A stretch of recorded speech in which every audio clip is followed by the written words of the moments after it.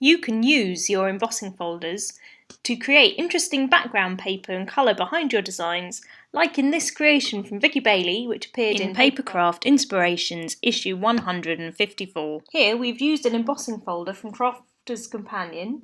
It's from the Sarah's Signature collection of Floral Swirls is the name of the design. If you open it up, you can feel the texture on both sides. So the side with the print has got a debossed edge, and the side without the print is where the raised design is. Identifying the different sides of the panels lets you know where to apply ink to add this colour behind your embossed image. You're going to use your ink pad. We're using Memento ink here, the colour's peanut brittle. Take the lid off the ink pad and then apply the ink pad directly onto the debossed side of the embossing folder. It seems odd to apply the ink directly here, but you want to make sure you get really good coverage. I'm using a swirling motion to cover the debossed side of the design. This gives you a slight swirly finish in your final panel. If you would prefer it to be more regular, just work up and down or side to side on the pad, and you can just keep it in a consistent direction. So here, if I put some white paper underneath, you can see that the colour has now transferred onto that panel. I'm putting a die cut square inside the panel.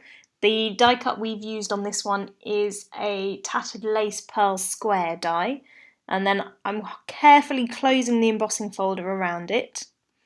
We're then going to feed the folder through a die cut machine. I'm putting this through twice just to make sure we get a really good strong impression. Open up your embossing sandwich and remove the folder, and then if you open it up carefully,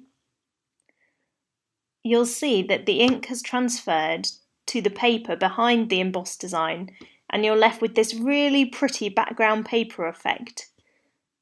Now's the time that you can patch up your design if the ink hasn't transferred as evenly as you would like it to. So I'm getting my ink pad here. I've also got a finger dauber, that's for the larger areas of the design, but actually I don't think I need it, it's worked quite well. So I will just use this cotton bud to fill in a few bits where I haven't applied the ink to the debossed side of the folder enough.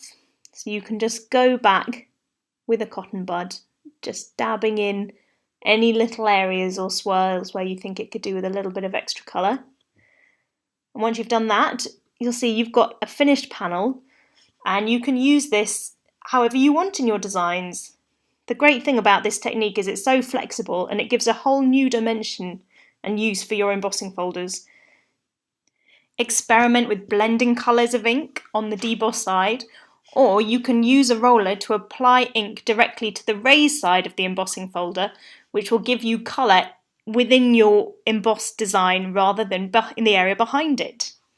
Look out for more great designs and tips and ideas for making the most of your embossing folders in Papercraft Inspirations magazine.